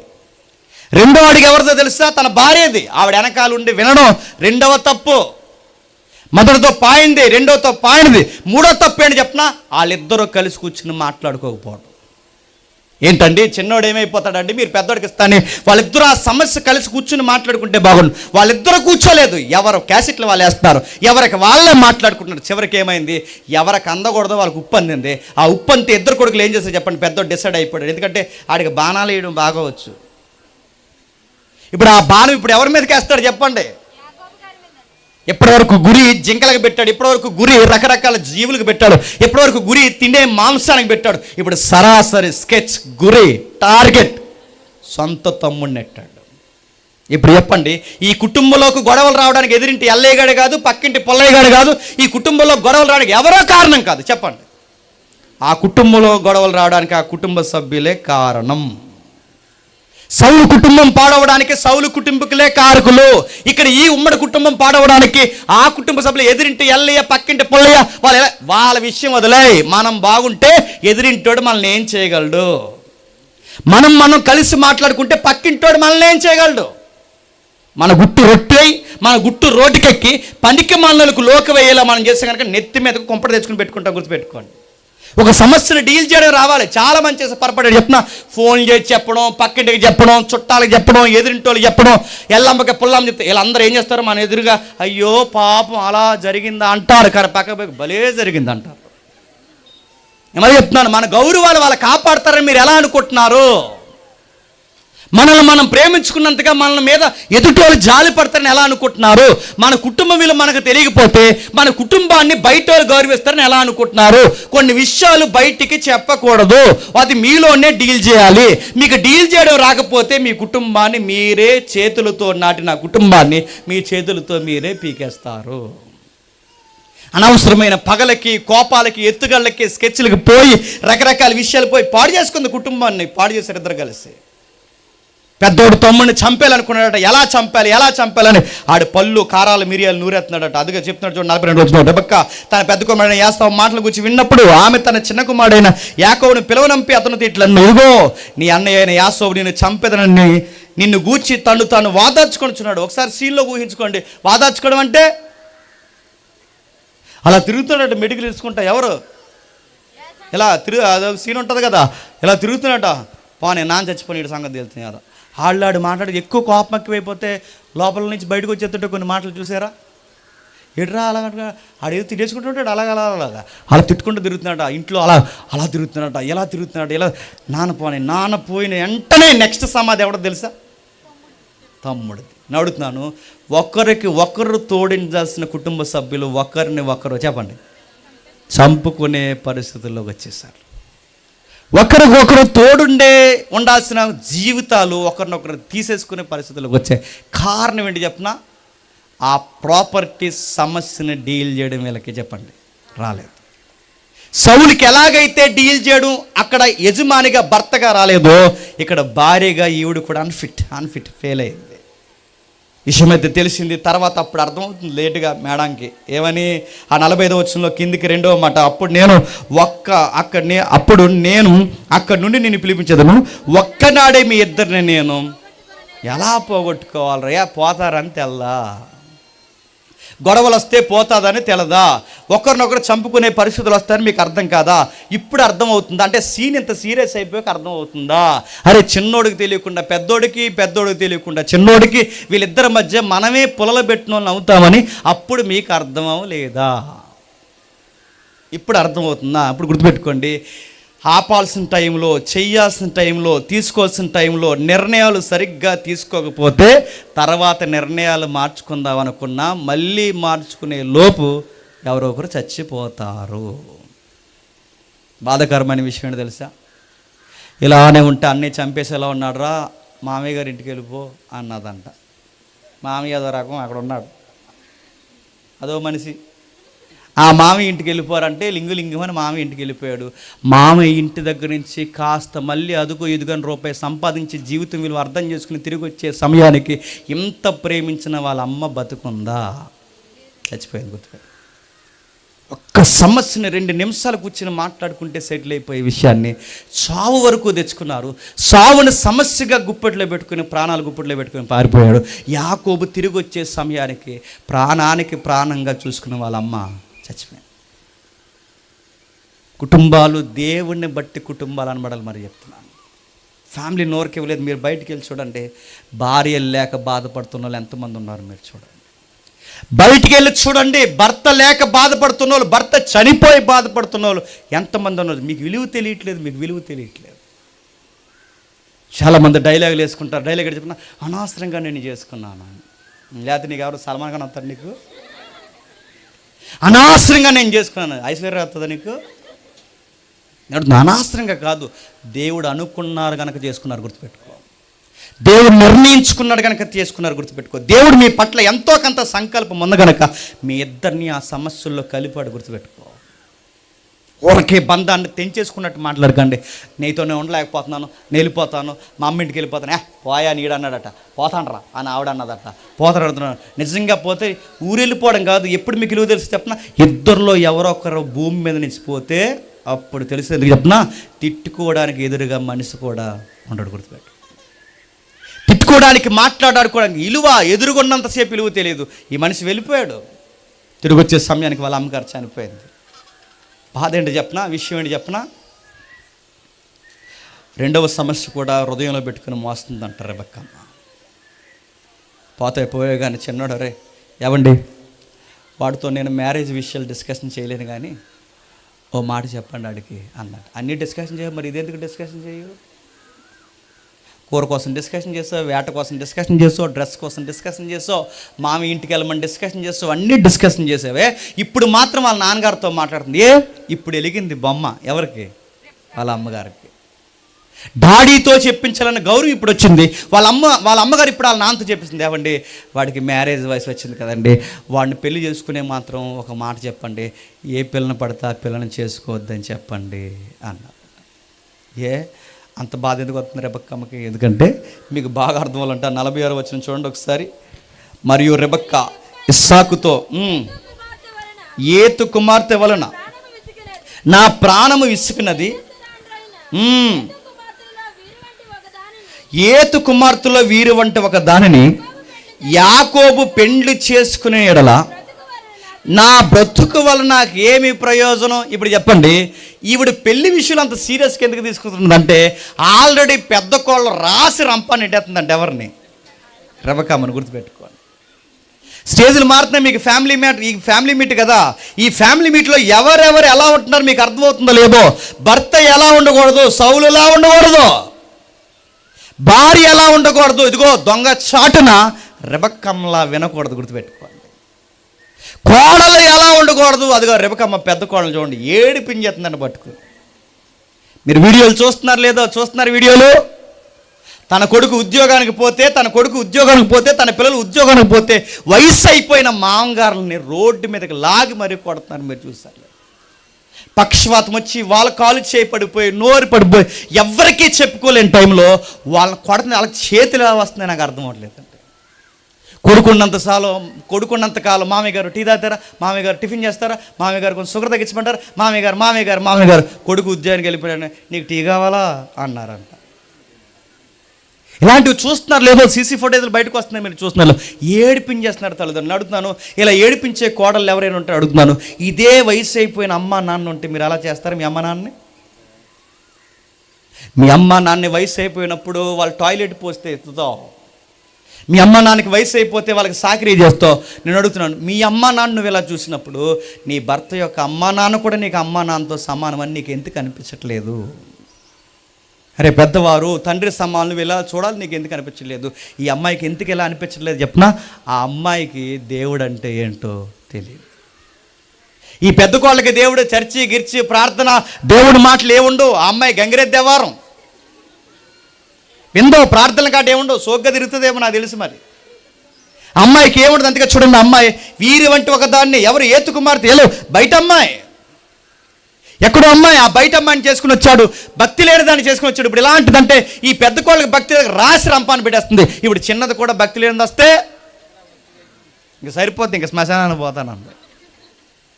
కొడుకులు ఎవరైతే ఉన్నారో మీరు గుర్తుపెట్టుకోండి. మీ అందరికీ మళ్ళీ చెప్తున్నాను, మీ పేరెంట్స్కి మీరు ఇచ్చే అతిపెద్ద బహుమానం ఏమైనా ఉందంటే వాళ్ళ మాటినే కోడలను చేసుకోండి, గుర్తుపెట్టుకోండి. ఎందుకురా పిల్ల, నీకు ఎందుకురా అని అడిగారట. మమ్మీ అలా అనుకో, నన్ను నా మనోభావం దెబ్బతీయకండి అన్నారట. నీకెందుకు రా పిల్ల, నీకు సెట్ అవ్వదంటే అదో నేను చూసినప్పుడు అక్కడ మెరుపులు వచ్చింది, నాకు అర్థమైంది ఆ పిల్ల నాకు ఇలాగుంటుంది. పోయే కాలం దగ్గర అన్నప్పుడు గుర్తుపెట్టుకోండి. వద్దురా వద్దురా అంటే ఎగేసుకుని, ఒరే దేవుడు లేడు, చర్చ్ లేదు, ప్రేయర్ లేదు, ఆ అమ్మాయికి బైబిల్ అంటే ఏంటో తెలియదు, ఆ పిల్ల మన కోడలుగా ఎందుకురంటే మార్చేస్తాను అన్నాడంట. నాతో చెప్పింది పార్కులో కూర్చుని మారిపోతాను, చర్చ్కి వస్తాను, ముందు అలాగే చెబుతుంది, తర్వాత రానంటుంది. తర్వాత ఏం చేస్తావు, రాకపోతే ఊరుకోని అంటే ఏం చేయగలవు, 100కి ఫోన్ చేస్తుంది. గుర్తుపెట్టుకో. నువ్వేమన్నా బలవంతంగా తీసుకొని చూసి రాబోతే కొత్త చట్టాలు వస్తున్నాయి.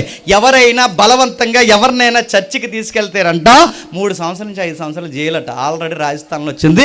రేపో మాపో మనకు దిగుతుంది, రెడీగా ఉండండి. రేపో మాపో దిగుతుంది అడుగుతున్నావు. ఎవరిని చేసుకుంటావు, ఎవరిని తీసుకొస్తావు? చాలామంది ఆడపిల్లలు కూడా మీరు చూడండి, భక్తి లేని, దేవుడు అంటే తెలియని మగపిల్లల్ని ఆడపిల్లలు ప్రేమించి ఆడిని చేసుకుంటాను. ఆడు ఏం చేస్తాడు, అమ్మేస్తాడు. నేను ముంబైలో ఏమనుకుంటున్నావు, అడు ఉంటాను అనుకుంటున్నావా? దేవుడికి కూడా అంటే ఆశపడదు అంటాడు. ముందు అలాగంటాడు పార్కులో, నీతో పాటు చర్చికి వస్తాను, నువ్వు నాతో పాటు గుడికి రా అంటాడు. ఎంత మంచోడు. ఇలాంటి బహుమానం ఇన్ని రోజులు ఎక్కడ దాచావు అంటావు. తర్వాత మళ్ళీ చెప్తున్నాను, తర్వాత పెళ్ళి అయిపోయిన తర్వాత ఒకరికొకరు దగ్గర అయిపోతారుగా. పెళ్ళి అయిన తర్వాత, ఎందుకంటే లస్ట్తో లవ్ చేసుకున్న వాళ్ళు, లస్ట్తో ప్రేమించుకున్న వాళ్ళు దగ్గర అయిపోయిన తర్వాత ఇంకేమనిపించదు.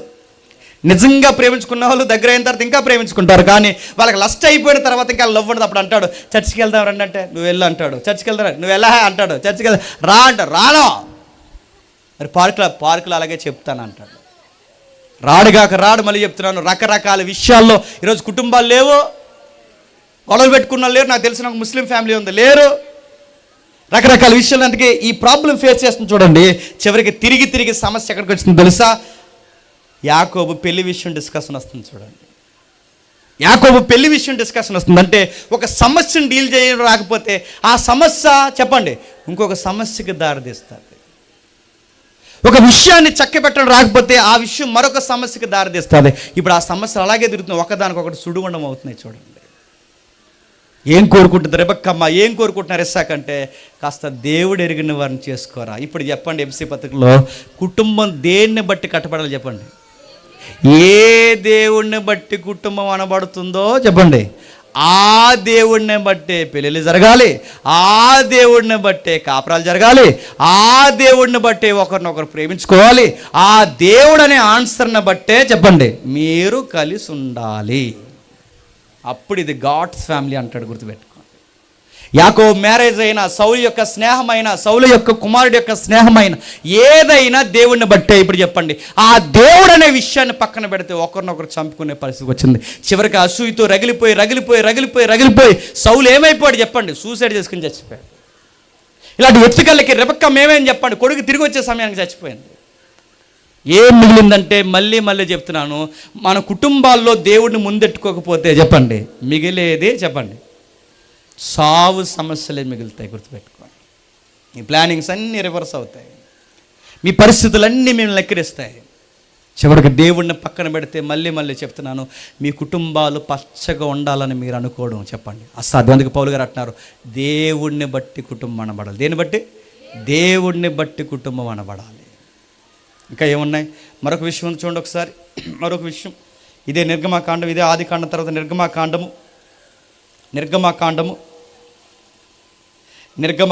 మీకు విషయం అర్థమవుతుంది. నిర్గమాకాండము 19వ వచనం నుండి 4వ అధ్యాయం 19వ వచనం నుండి 4వ అధ్యాయం 19వ వచనం నుండి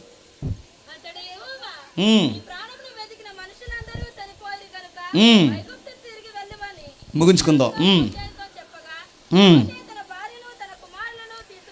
మోసే తన భార్యలను తన కుమారులను తీసుకొని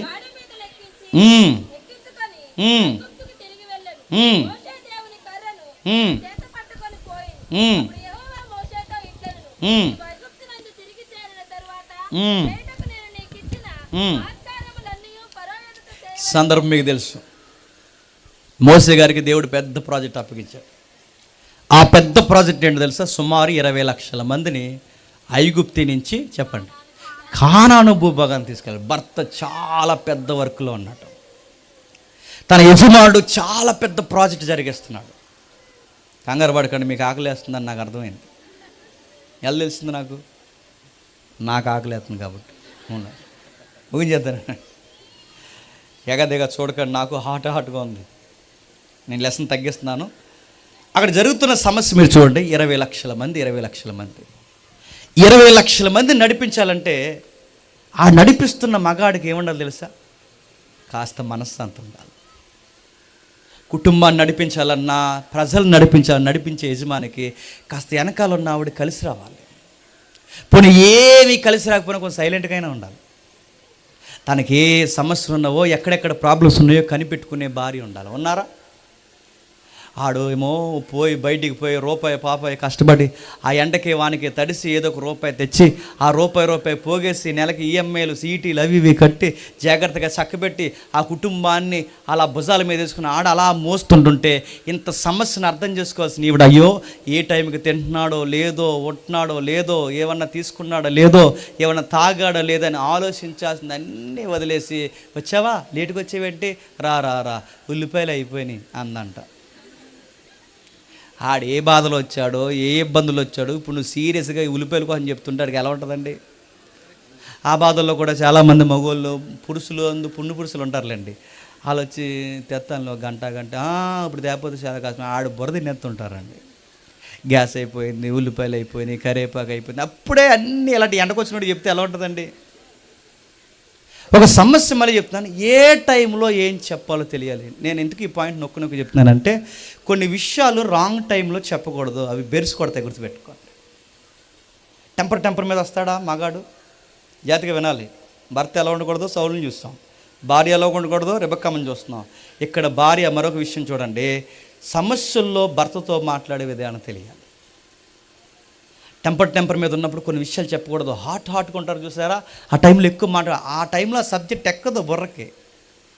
అప్పటికే చాలామంది మగాళ్ళు చెప్తారే 2 నిమిషాలు కొంచెం చెప్పు నాతో ఏమీ మాట్లాడు, నన్ను అలా వదిలే అంటారు. ఆ 2 నిమిషాలు ఎక్కువ మాట్లాడతారండి వచ్చి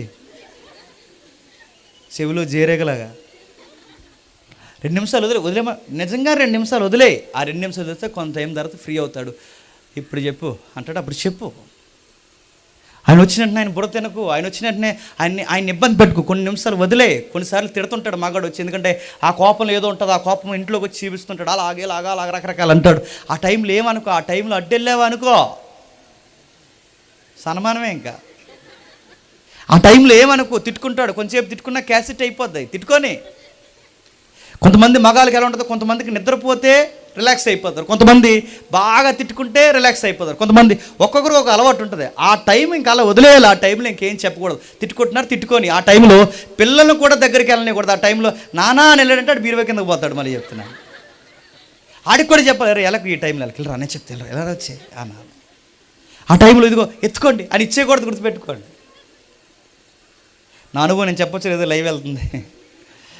ఒకరోజు నా పాప పుట్టినప్పుడు 1 year దాటినప్పుడు, ఆ అమ్మాయికి 1 year దాటినప్పుడు చాలా కోపంలో ఉన్నాను. ఎందుకంటే బ్యాంక్ బుక్స్ కనబట్టలేదు, నేనేమో జాబ్ సమస్యలు ఉన్నాను, చాలా ఇబ్బందిగా ఉన్నాను, ఎక్కడ ఏ పెట్టారో నాకు తెలియట్లేదు, నా కొత్త ఇల్లు మూల అన్నీ మారిపోయినాయి, నాకు చాలా కోపం ఉంది. నా ఫైల్ ఒకటి ఉంటుంది, ఆ ఫైల్లో ఈ బుక్స్ అన్నీ మిస్ అయ్యాయి. ఆ బుక్ ఇప్పటికీ దొరకలేదు నాకు. ఏమైందో తెలియదు ఆ బుక్స్ కోసం, బ్యాంక్ బుక్స్ కోసం. ఎందుకంటే నాకు మనీ ఇప్పుడు జాబ్ పర్పస్ నాకు ఇబ్బంది అయింది. ఆ అకౌంట్ విషయంలో నేను ఇప్పుడు లెక్క అప్పగించాలి గవర్నమెంట్కి. ఇప్పుడు ఏదో ఇంత సమస్య తిరుగుతుంటే ఈ లోపల ఆ బుక్ ఎదుగుతున్నాడు మా పిల్ల ఏడ్చేస్తుంది, ఆ బుక్ ఎదుగుతున్నాడు మా పిల్ల ఏడ్చేస్తుంది, ఆ బుక్ ఎదుగుతున్నాడు మా పాప ఏడ్చేస్తుంది, ఆ బుక్ నేను ఏడుతున్నా. నాకు ఆ పాప అంటే ఇష్టం. ఆ ఏడుస్తున్నప్పుడు ఆ అమ్మని నేను వాళ్ళ అమ్మని తిట్టలేక ఒకేసారి ఆ పిల్ల ఏడుస్తుంది అన్నాను, అంతే. ఒక్కసారి అడలిపోయిందండి. ఆ టైంలో నేను అంత సమస్యలు ఉన్నప్పుడు నాకు ఎవరిని ఇవ్వకూడదు చెప్పండి? ఆ పాపని ఇవ్వకూడదు. నేను అంత టెన్షన్ ఉన్నప్పుడు ఆ పాప ఇస్తే, ఆ పాప నాకు జీరేగలా ఇక్కడ ఏడ్చేస్తుంది. ఎలా ఏడ్చేస్తుంది నాకు ఎలా ఉంటుందండి? అల్లిపోయింది. వాళ్ళ అమ్మ ఇద్దరు ఒకేసారి ఏడ్చేశారు. ఆ పక్కకు లోపల గదిలోకి పోయి ఏడ్చారు. కొంతసేపు తర్వాత నా కోపం తగ్గిపోయాక అప్పుడు వచ్చి నేను అనవసరంగా కేకేసాను. అప్పటి నుంచి ఇప్పటికీ ఏమనలేదు. కానీ ఆ టైం అంత రాంగ్ టైమే కదా చెప్పండి. కొన్ని విషయాలు ఉంటే మళ్ళీ చెప్తాను, చెప్పాల్సిన టైంలో చెప్పాలి, చెప్పకూడని టైంలో చెప్పకూడదు. ఇక్కడ సిప్పోరికి ఆ విషయం తెలియదు. ఆ లాజిక్ తెలుసట. వాళ్ళ ఆయనకి ప్రమాదం ఉందని తెలుసంట. వాళ్ళ ఆయనకి ఎంత ప్రమాదం, వాళ్ళ ఆయన ఎవరు? మోసే గారు. ఎవరితో ప్రమాదం? ఏ దేవుడిని వెంబడిస్తున్నాడో ఆ దేవుడితోనే ప్రమాదం ఉందని తెలుసట.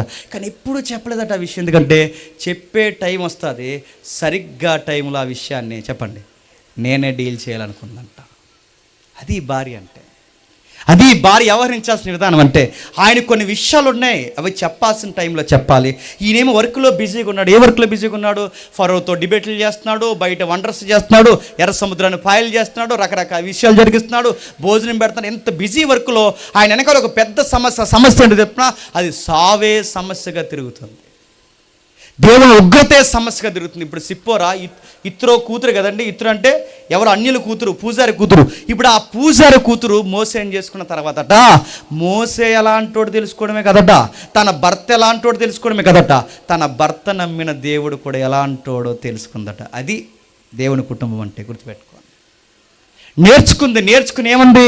నా భర్తకి ఎప్పటికైనా ప్రమాదం ఉంది. దేన్ని బట్టి ప్రమాదం ఉంది? దేన్ని బట్టి అంటే ఈ బిజీ వర్క్లో నా భర్త నా బిడ్డకి సున్నతి చేయించలేదు, నా భర్త నా జ్యేష్ఠుడికి సున్నతి చేయించలేదు. ఇప్పుడు ఈ సున్నతి కార్యక్రమం చేయకపోతే ఎవరు కోప్పడతారు?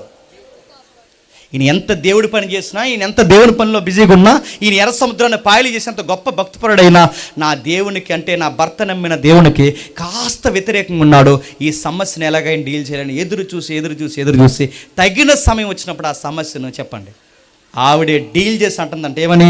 25వ వచనంలో సిప్పోరా వాడి గల రాయి తీసుకుని తన కుమారునికి సున్నతి చేయించి అతను పాదములో అతను పడవేసి, నిజముగా నీవు నా రక్త సంబంధమైన పెనిమిటి వైద్యవనను అతడు అతన్ని విడిచెను. నా రక్త సంబంధం ఇప్పుడు నిజముగా అంటే ఇప్పుడు చెప్పండి, ఇప్పుడు నిజముగా నువ్వు నా రక్త సంబంధమైన పెనిమిటివి, ఇప్పుడు నా పెనిమిటివి అంటుందంటే దేన్ని బట్టి భర్తని డిక్లేర్ చేస్తుంది చెప్పండి? చెప్పాలి.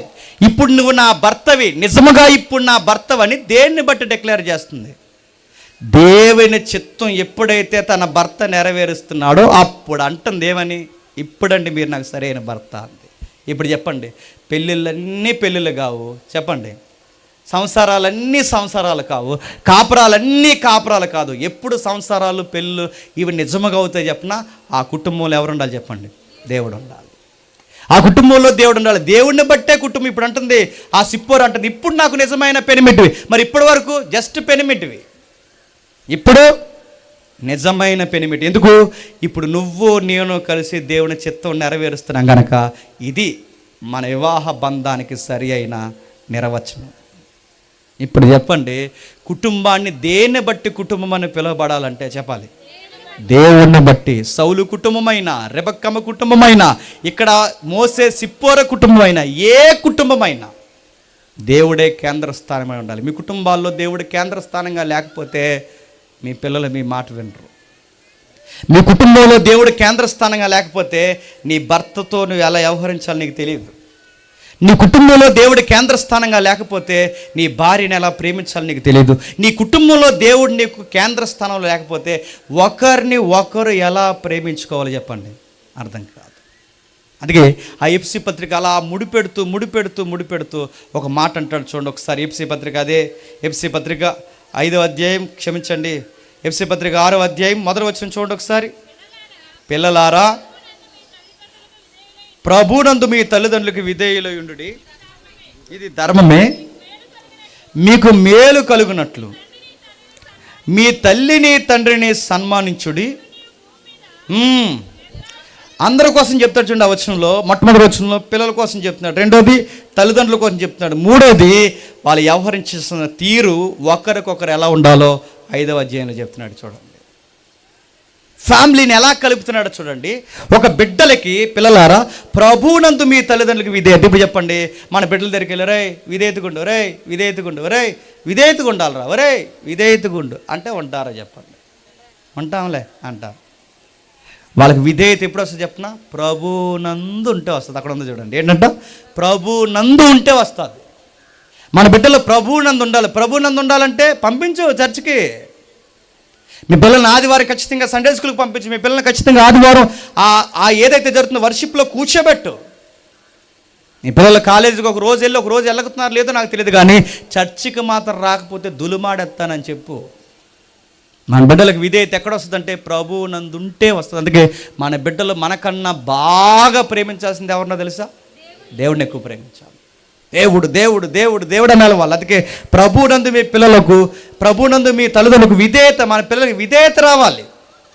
మన తల్లిదండ్రులకి బాగా వినండి, తల్లిదండ్రులకి మనం ఎప్పుడు విధేయత ఇవ్వగలమంటే ప్రభువునందు మనం విధేయత నేర్చుకుంటే చెప్పండి, మన తల్లిదండ్రులకు విధేయత ఎలా చూపించాలో అర్థమవుతుంది. ప్రభువునందు విధేయత మనం నేర్చుకుంటేనే తల్లిదండ్రులకు విధేయత ఎలా చూపించాలి. నీకు తల్లిదండ్రులకు విధేయత చూపించాలన్న పదం నీకు అర్థం కావాలంటే ప్రభు అంటే నీకు అర్థం అవ్వాలి. ఆయన తండ్రికి అలాగే చూపించాడు విధేయత. ఎంత విధేయత చూపించాడు తెలుసా? ఆయన విధేయత చూపించిన విధానం చూస్తుంటే ఆశ్చర్యం అవుతుంది. చేయుటకు నీవు ఇచ్చిన నా పనిని సంపూర్ణంగా నెరవేర్చాను, ఆ పనిని నెరవేర్చడానికి నీ పని తుదముట్టించుటయే నాకు ఆహారము పానీయమై ఉందన్నాడు. అది విధేయత. రేపు బయటికి వెళ్ళి మీరు ఎందుకు చిల్లర తినరంటే మన పిల్లలు చెప్పేలా ఉండాలి, మా పేరెంట్స్ వండేవి తప్ప మేము బయట తినలేమని. ఎందుకు? వాళ్ళకి ఆ పాయింట్ అర్థం అవ్వాలి. మన పిల్లలు కొన్ని విషయాలు తెలియాలి, వాళ్ళకి విషయాలు అర్థం అవ్వాలి. నా ఆరోగ్యాలు పాడు చేసుకుని మా అమ్మ నాన్నకి నేను బర్త్డే నవ్వలేనన్న విషయం వాళ్ళకి అర్థం అవ్వాలి. మా నాన్న కోసం, మా అమ్మ కోసం. అంటే ఈ పేరెంట్స్ని ఎంత లవ్ చేయాలన్న ఆ తత్వం ఎక్కడుంటే నేర్చుకుంటారు. తన తండ్రికి తన కుమారుడు ఎంత లోబడ్డాడో మన పిల్లలు చూసుకుంటే మన పిల్లలు కూడా చెప్పండి అంత లోబడతారు. అందుకే చర్చలకు పంపండి, ఇలాంటి యూత్ మీట్లో, ఫ్యామిలీ మీట్లో కూర్చోబెట్టండి. వాళ్ళని ఎలాగైనా సరే వాక్యంలో రుద్దండి. అప్పుడు అర్థమవుతుంది వాళ్ళకి. కిందకి చెప్తున్నాడు చూడండి 4వ వచనంలో, తల్లిదండ్రులారా మీ పిల్లలకి కోపం రేపక. ఏంటట? మీ పిల్లలకి కోపం రేపక ప్రభు యొక్క శిక్షలోను బోధలోను వారిని పెంచండి. మీ పిల్లలకు కోపం రేపక అంటే ఇందాక చెప్పానుగా, చెప్పాల్సిన విధంగా చెప్పకపోతే వాళ్ళకి ఏమొస్తుంది చెప్పండి? ఎమోషనల్గా డిస్టర్బెన్స్ అవుతారట. మనకు ఎలాగ చెప్పడం రాదు, మనకు వచ్చా? మనకు ఎలాగో డీల్ చేయడం రాదు, మనకు వచ్చా? మనకు ఎలాగూ వాళ్ళని చక్కబెట్టడం రాదు, మనకు వచ్చా? రాదు. మనకు ఎలాగూ రాదు కనుక మళ్ళీ చెప్తున్నాను, మన పిల్లలకి, మన బిడ్డలకి, మన కూతుర్లకి, మన కొడుకులకి వాళ్ళకి కోపం రేపకుండా ఉండాలి అంటే వాళ్ళకి ప్రతిదానికి ఎమోషనల్గా వచ్చేస్తుంది. ఈ మధ్య ఎక్కలేని టెంపర్లు వచ్చేస్తున్నాయి కదా వాళ్ళకి ఏమి ఎక్కడ లేని కోపాలు వాళ్ళకి రేపకూడదంటే, వాళ్ళకి అలా కోపం రాకూడదంటే వాళ్ళకి ఒక ట్రైనింగ్ ఇవ్వాలంట. ఆ ట్రైనింగ్ అక్కడ చెప్తున్నాడు చూడండి, ప్రభు యొక్క శిక్షణ చెప్పండి బోధ. అప్పుడు వాళ్ళు ఎమోషనల్గా ఫీల్ అవ్వరట. ఏమన్నా అంటే చాలు చెప్పండి, పురుగుల మంది తాగేస్తున్నారు. ఏమన్నా అంటే చాలు ఉరేసేసుకుంటామంటున్నారు. ఏమన్నా అంటే చాలు ఆ గోదావరి ఇటుందా ఈ గోదావరిలోకి దూకేస్తాను అంటున్నారు. ఏమన్నా అంటే చాలు ఊరుదులు బస్సు ఎక్కేస్తాను అంటున్నారు. ఎందుకు అలాంటి మాటలు మీ పిల్లలకు వస్తున్నాయి? ఎందుకు వస్తున్నాయి చెప్పినా, వాళ్ళకి దేవుని బోధన శిక్షణ మీరు ఇవ్వలేదు. అదే కనుక వాళ్ళకి వచ్చుంటే గోదావరి అనరు, ఫ్యాన్ అనరు, పురుగుల మంది అనరు. వాళ్ళు ఎమోషనల్ బ్లాక్మెయిల్ చేయలేరు. వాళ్ళు ఎమోషనల్గా మనం బ్లాక్మెయిల్ చేస్తున్నారంటే వాళ్ళకి ఏం ఎక్కించలేదు చెప్పండి. మనం ప్రభు అంటే తెలియదు మన పిల్లలకి. జస్ట్ జీసస్ అనే ఒక పదం తెలుసు అంతే వాళ్ళకి. క్రీస్తు అనే పదం అంటే ఒక టెర్మినాలజీ, క్రిస్టియన్ టెర్మినాలజీ తెలుసు తప్ప వాళ్ళకి ప్రభు అంటే వ్యక్తిగతమైన అనుభవం ఏమీ లేదు. మన బిడ్డలకు ఎప్పుడైతే వ్యక్తిగతమైన అనుభవం చెప్తామో ఎలా చెప్పాలో మనకు అర్థమవుద్ది. ఈ సూత్రం సౌలుకి తెలియలేదు కనుకే చెప్పండి తన బిడ్డను ఎమోషనల్గా పాడు చేశాడు. ఈ యొక్క సింపతి లేదా ఈ సున్నితమైన విషయం లేదా ఈ ప్రభు చిత్తంలో బిడ్డలకు అర్థమయ్యేలా చెప్పాలన్నా ఈ పాయింట్ రెబక్కమ్మకి అర్థం కాలేదు కనుకే కొడుకును చూస్తుండగానే దూరం చేసుకుంది. ఈ పాయింట్ ఈ రోజు కన్నా మనకు అర్థమైతే మళ్ళీ చెప్తున్నాను, మన బిడ్డలను మనం కాపాడుకుంటాం, మన కాపురాన్ని మనం కాపాడుకుంటాం. అప్పుడు దేవుణ్ణి బట్టి చెప్పండి కుటుంబం అని పిలువబడతాం. అందుకే అంటున్నాడు కుటుంబాలను ఎలా చూడాలో ఆ 14 వచనం అంటున్నాడు చూడండి, 3:14 ఈ ఏతువు చేత పరలోకమందును భూమి మీదను ప్రతి కుటుంబము ఏ తండ్రిని బట్టి కుటుంబాన్ని పిలువబడుచున్నదో ఆ తండ్రి ఎదుట నేను మోకాళ్ళుని మీ కుటుంబాల కొరకు ప్రార్థన చేస్తాను అన్నాడు. ఏమని ప్రార్థన చేస్తున్నాడు? మీరు అంతరంగ పురుషుని బట్టి శక్తి కలిగి ఆయన ఆత్మందు బలపరచబడినట్లుగా క్రీస్తు మీ హృదయంలో విశ్వాసం ద్వారా నివసించినట్లు తన మహిమైశ్వర్యం చొప్పున మీకు దయచేయవలనని మీరు దేవునిలో సంపూర్ణత యందు పూర్ణగునట్లుగా ప్రేమ యందు వేరుపారి స్థిరపడి సమస్తమైన పరిస్థితితో కూడిన దాని ఎడల్పు పొడుగు ఎత్తు లోతు ఎంతో గ్రహించాలని నేను మీ కుటుంబాల కొరకు చెప్పండి ప్రార్థన చేస్తాను. ఇప్పుడు చెప్పండి, కుటుంబంలో ప్రేమలో పెరగాలన్నా, కుటుంబం ప్రేమ లోతేంటో తెలుసుకోవాలన్నా, కుటుంబం దాని ఎత్తేంటో తెలుసుకోవాలన్నా, కుటుంబం దినదినం సంపూర్ణ కుటుంబంగా మారాలంటే పౌలు గారు అంటున్నారు దేవుడు అనే ఒక ఆన్సర్ ఉంటే ఆ ప్రేమ పొడవు ఎడల్పు ఎత్తు మీరు సంపూర్ణమైన కుటుంబంగా తీర్చబడతారు అంటున్నాడు. అందుకే చర్చ్కి వస్తున్నప్పుడు ఒక్కరే వచ్చేకండి, నీ భార్యను కూడా తీసుకుంటారా. చర్చ్కి వస్తున్నప్పుడు ఒక్కదానివే వచ్చేకు, నీ భర్తను కూడా తీసుకురా. చర్చ్కి వస్తున్నప్పుడు మీ ఇద్దరే వచ్చేకండి, మీ పిల్లలను కూడా తీసుకొచ్చి కూర్చోబెట్టండి. ఎందుకంటే మీకు తెలియాలి దేవుడు ఎలా ప్రేమిస్తున్నాడో, ఎలా భరిస్తున్నాడో, ఎలా ఆహ్వానిస్తున్నాడో, ఎలా మనల్ని మోస్తున్నాడో, ఆయన ఎడల్పు ఏంటో, ఆయన బరువు ఏంటో, ఆయన ఔన్నత్యం ఏంటో, ఈ ప్రేమ, పరిశుద్ధత, దాని లోతు, ఇవన్నీ మనకు తెలియచేయాలంటే దేవుడు అన్నాడు, ఇలా కుటుంబంగా వచ్చిన వారికట జ్ఞానమునకు మించిన క్రీస్తు ప్రేమను తెలియజేటకు శక్తి గలవారు కావాలని ఒక పని చేస్తున్నాడట. మనలో కార్యసాధకమైన తన శక్తిని, శక్తి చొప్పున మనము అడుగు వాటన్నిటికంటేను, ఊహించే వాటన్నిటికంటేను అధికమైన శక్తి గల దేవుని క్రీస్తు ప్రేమ మూలముగా సంఘములు తరతరములు సదాకాలం మహిమ కలుగును గాక. ఇదంతా జరగాలి. నువ్వేమడుగుతావు అప్పుడు అడుగు. ఫ్యామిలీతో వచ్చి, భర్త వస్తే భార్య రాదు, భార్య వస్తే భర్త రాదు, ఇద్దరు వస్తే పిల్లలు రారు, వీళ్ళు ఎవరు రాకుండా వీళ్ళ కోసం వాళ్ళ ఇంటికాడ ఉంటే ప్రార్థన చేస్తారు. ఎలా జవాబిస్తాడు అనుకుంటున్నావు? ఇష్టానుసారంగా ఏడాదంతా మీ పిల్లలు టిక్ టాకులు చెదారం అని తిరిగి వాళ్ళకి చదువు సంజయ్ లేకుండా పోయినా, అది లేకపోయినా కనీసం వాళ్ళకి చర్చి లేకపోతే ఇప్పుడు పరీక్షలు వచ్చినప్పుడట ఇలాంటి పాస్టర్ గారిని అలాంటి ఎవరినో పిలిచి పరీక్షలు వచ్చేసి నీ బిడ్డకి ప్రార్థనలు పెట్టానంటే ఇప్పుడు వాళ్ళ పరీక్షల కోసం అంటే నేను ఉపవాసం ఉండాలంట. బిడ్డ పాపము ఖాళీ లేకుండా టిక్ టాకుల్లో బిజీగా ఉంది. గొప్ప జ్ఞానము చేత, వివేచన చేత ఈ బిడ్డకి ఉత్తీర్ణులైపోయిన గొప్ప మార్కులు అనుగ్రహించి ప్రభువా అని నేను ప్రార్థన చేస్తే పరలోకం అంటే చీ అంటుంది. నన్ను గుర్తుపెట్టుకోండి. అడిగి వాటిని అన్నింటిని నువ్వు పొందాలి అంటే ఇది భూమి మీద పరలోకమందు ఆత్మీయ భౌతిక ఈవులన్నీ మీ కుటుంబానికి రావాలంటే సూత్రం ఒకటే, ఆయన చర్చికి రండి. మళ్ళీ చెప్తున్నాను, ఆయన సంఘానికి రండి, ఆయన అంటే ఏంటో తెలుసుకోండి. ఆ దేవుని బట్టి మీరు కుటుంబంగా ఎలా ఉండాలో నేర్చుకోండి. ఎలా ఉన్నారా బయట వాళ్ళు అడుగుతారు, మీరు ఎలా ఉండగలుగుతున్నారా? మేము అంత ఐక్యంగా, అంత యూనిటీగా, అంత విధేయతతో మేము ఉండలేకపోతే మీరు ఎలా ఉంటున్నారు అంటే వాళ్ళకి చెప్పండి. ఆ దేవుడిని బట్టి మేము ఫ్యామిలీగా చెప్పండి ఉండగలుగుతున్నాం. 35 సంవత్సరాల నుంచి చూస్తున్నాం, 20 సంవత్సరాల నుంచి చూస్తున్నాం, 10 సంవత్సరాల నుంచి మీ కుటుంబాన్ని చూస్తున్నాం. మేము రోజుకి 70 గొడవలు పెట్టుకుంటాం, మీరు ఒక్క గొడవ కూడా పెట్టుకోర్రా. ఒకవేళ గొడవ పెట్టుకున్నా మీరు వెంటనే కలిసిపోతున్నారు. ఎలా ఉండగలుగుతున్నారు అన్నప్పుడు అప్పుడు చెప్పండి. ఆ దేవుడిని బట్టి చెప్పండి కుటుంబంగా ఉండగలుగుతున్నాం. ఆ దేవుడు కనుక మన కుటుంబంగా లేడనుకోండి, ఆ దేవుడిని బట్టి మన కుటుంబంగా లేడనుకోండి, చిన్న మాట అంటే ఈవిడ బస్సు ఎక్కేస్తుంది, చిన్న మాట అంటే ఈ 2 రోజులకి ఇంటికి రాడ గుర్తుపెట్టుకోండి. ఏమన్నంటే మీ పిల్లలు పారిపోతున్నారు నడుతున్నారు, రకరకాల పనులు నడుతున్నారు. మీరు క్రైస్తవులని జస్ట్ అలా అనుకుంటున్నామే తప్ప ఆ ప్రభు బోధన లేదు. చెప్పండి, ఆ ప్రభు శిక్షణ లేదు. నేర్చుకోండి. అందుకే ఇది నేర్చుకుంటామనే మళ్ళీ చెప్తున్నాను, ఈ దేవుని గురించి నేర్చుకుంటామనే ఇలాంటి ఫ్యామిలీ మీట్లు పెడుతున్నాం. గుర్తుపెట్టుకోండి. నేర్చుకోండి, ఈయన గురించి శిక్షణ, బోధన నేర్చుకోండి. ఈ మంత్ ఇట్టాం, తర్వాత మళ్ళీ పెడతాం, నేను డబ్బులు పెట్టి పెడతాను అవసరమైతే ఇక్కడ. ఇవన్నీ పెట్టి చెప్తాను. రండి, మీ కుటుంబాలతో కూర్చొని నేర్చుకోండి. మీ బిడ్డకి వినిపించండి, మీ భర్తకి వినిపించండి, మీ భార్యకి వినిపించండి. కుటుంబాలకు ఎలా ఉండాలో ప్రభుని కూర్చొని నేర్చుకోండి. ఆనందంగా, ఫలభరితంగా జీవితంలో ఎలా ఉండాలరా ఫ్యామిలీ అంటేనే మీ ఊరు వారు చెప్పుకున్నంత స్థితిగతులకి మీ కుటుంబాలు వెళ్తాయి. ప్రభువును బట్టి మీ కుటుంబాలు వర్ధిల్లునుగాక. Amen, amen, amen, amen. ప్రార్థన చేసుకుంటాం. ప్రార్థన. ప్రేమగల తండ్రి, కృపగల దేవ తండ్రి, విలువైన సంగతులు తండ్రి, వాతావరణం అనుకూలంగా లేకపోయినా మీ బిడ్డలు వినగలిగే శక్తిని, జ్ఞానమును, ఓపికను అనుగ్రహించినందుకు మీకు స్తుతులు. ఏ దేవుణ్ణి బట్టి మేము కుటుంబం అని పిలువబడాలని పౌలు గారు తండ్రి మీ కొరకు ఆయన నమోదు చేశాడో, ఆయనైనా మీరు మాలో ఉంటేనే తండ్రి సమస్యను ఎలా డీల్ చేయాలో మాకు అర్థమవుతుంది. సౌలుకి ఆ సూత్రం అర్థం అవ్వలేదు కనుక ప్రేమించిన కొడుకు మీదకి ఈటి విసిరారు తండ్రి. దేవుని చిత్తానుసారంగా యాకోబుని పెంచాలన్న తండ్రి ఆ చిత్తమును సరిగ్గా గ్రహించలేకపోయారు కనుకే కొడుకును తండ్రి దగ్గర చేసుకుందామనే చూడలేనంత మరణానికి దూరంగా జరిగిపోయింది.